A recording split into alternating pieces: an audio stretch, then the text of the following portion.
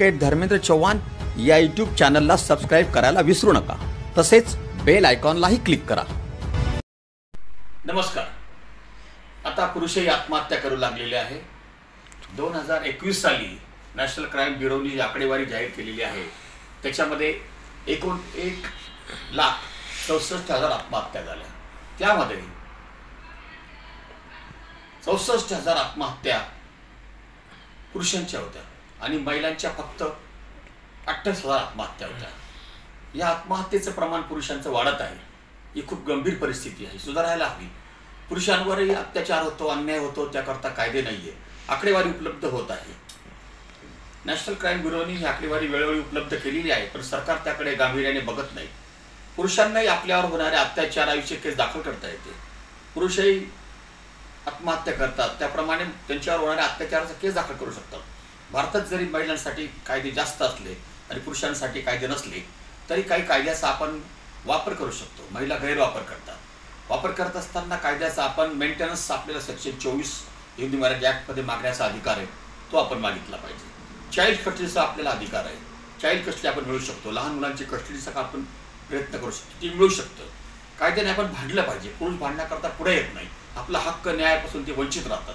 महिला मात्र आरडाओरडा करतात, आकांतांडव करतात, नाटक करतात आणि आपल्याला अन्याय होत असल्याचा अत्याचार आणतात। पुरुष कधी पेटून उठणार? पुरुष आयोगाच्या माध्यमातून ही चळवळ पुढे आलेली आहे। भारतामध्ये जंतर मंतरवर धरणे धरण्यात आलेली आहे। वेगवेगळ्या राज्यामध्ये पुरुष हक्क समितीसारख्या अनेक समित्या आहेत। महाराष्ट्रात आपली समिती कार्य करीत आहे। आता सर्वांनी एकत्र येऊन याविषयी लढा लढला पाहिजे।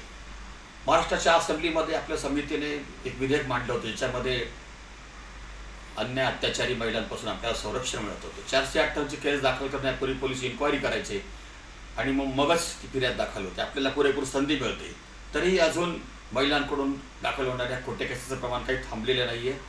याकरता पुरुषांकरता जर वेगळा कायदा झाला, वेगळा आयोग झाला तर त्यामधून त्यांना न्याय मिळू शकतो। ही चळवळ सुरू आहे। या माध्यमातून पुरुषांनी एकत्र यायला हवे। विशेषतः इंजिनियर जे आहे, IT इंजिनियर हे एकत्रित आलेले आहे आणि त्यांनी संस्था स्थापन केलेली आहे, ती कार्यरत आहे। वेगवेगळ्या राज्यामध्ये नवीन नवीन संस्था स्थापन झालेल्या आहेत। पती पुरुष पत्नी पीडित अशा संस्था पण स्थापन झालेल्या आहेत। औरंगाबादमध्ये संस्था, नाशिकला संस्था स्थापन झालेली आहे। खूप कार्य जोरात सुरू आहे। या माध्यमातून कायद्यात बदलाची लढाई सुरू झालेली आहे। सर्वांनी पुढे यायला हवं। पुरुषांना न्याय मिळेल, निश्चित मिळेल। 19 नोव्हेंबर हा जागतिक पुरुष हक्क दिन म्हणून साजरा केला जातो आणि याच दिवशी आपल्या समितीचा वर्धापन दिन देखील आहे। सगळ्यांनी पुढे येऊन पुरुष हक्काची चळवळ आता लढली पाहिजे। कायद्यामुळे होणारे अत्याचार, अन्याय आणि भारतीय कुटुंब व्यवस्था उद्ध्वस्त होत आहे, याचा कधीतरी विचार करण्याची गरज आहे। यासाठी ही चळवळ सुरू आहे आणि वेगवेगळे कायदे जे बनत आहेत, गव्हर्नमेंट शासन बनत आहे, केंद्र सरकार, राज्य सरकार, ते महिलांच्या बाजूने बनवत आहे आणि आता पुरुषांच्या बाजूने कायदे बनवायला सुरुवात होईल। भारताला स्वातंत्र्य मिळायला 150 वर्ष लागली। ब्रिटिशांच्या काळातून आपण इतके वर्ष लढत होतो। आता आपली लढाई सुरू झालेली आहे। एक दिवस आपल्याला निश्चितच न्याय मिळेल। धन्यवाद। तो नाव काय? माझं नाव सुचिता आहे आणि घरात सगळे मला प्रेमानं सुचू सुचू म्हणतात। बरं, तुझे शिक्षण किती झाले? माझं 12वी सायन्स झाले। बरं, मग आता आमचा मुलगा अमेरिकेला राहतो। लग्नाच्या नंतर तुला त्याच्यासोबत जावं लागेल। मग तुला इंग्लिश जमती का? इंग्लिश कधी ट्राय तर नाही केली।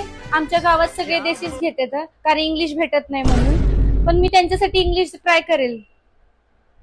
ओ काकू, का चाललो? काकू, मी म्हंटल की इंग्लिश ट्राय करते, घेते की। मम्मी बघ, काकू चालले काय? आता माझं काय चुकलं? चांगलं तर जमनच नाही।